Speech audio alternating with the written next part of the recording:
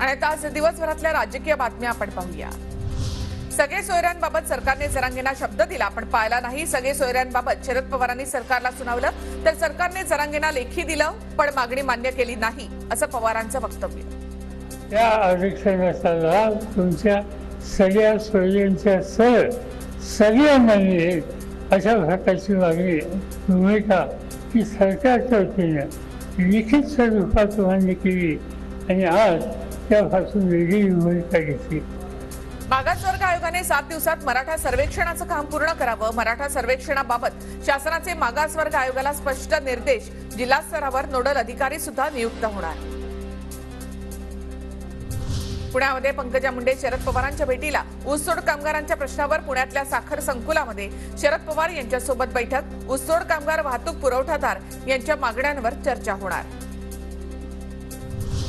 रश्मी शुक्ला राज्याच्या पोलीस महासंचालक आता परत कॉल रेकॉर्डिंग सुरू होईल। संजय राऊतांची टीका तर आधी विना परवानगी फोन टॅप करायचे आता परवानगी न करतील एकनाथ खडसे यांचा हल्लाबोल। शुक्लांनी माझा स्वतःचा फोन हा 62 दिवस फोन टॅप केला अनाधिकृत। पूर्वी बिना परवानगीने त्या फोन टॅपिंग करायचा आणि आता तर अधिकृत फोन टॅपिंगची परवानगी मिळालेली आहे। ठाकरे संघर्षाच्या वेळी स्वार्थासाठी मान खाली घालून गेले। पित्याला वनवासात पाठवणाऱ्याला राम कसा पावणार। अमोल कोल्हेंचा अजित पवारांसह शिंदे गटावर हल्लाबोल। आता माऊली हे म्हणाल जेव्हा संघर्षाची वेळ आली तेव्हा स्वार्थासाठी मान खाली घालून गेले।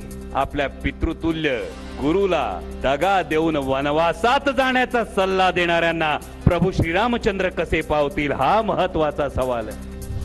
15 वर्ष खुर्च्या भोगल्यावर आम्ही पक्ष सोडून जाणाऱ्यांमधले नाहीत। भाजपच्या गिरीश महाजनांचा भुविया उंचावणारं विधान। पक्षानं दिलेली जबाबदारी पार पाडणार असाही दावा। असे इतक्या खुर्च्या भोगल्यावर इतके 15 वर्ष मंत्री राहिल्यावर सगळे लाभ घेतल्यावर आम्ही पक्ष सोडून जाणार नाही आहोत। महाविकास आघाडीचे सरकार आल्यानंतर सर्वप्रथम शेतकऱ्यांची सरसकट कर्जमाफी करणार हा माझा शब्द। शिर्डीमधल्या शिबिरातून सुप्रिया सुळे यांचं आवाहन। मुख्यमंत्री होईल महाविकास आघाडीचा पहिला सही जो करेल चेकवर ती या महाराष्ट्रातल्या कष्ट करणाऱ्या शेतकऱ्याची सरसकट कर्जमाफी ही हा माझा तुम्हाला शब्द आहे।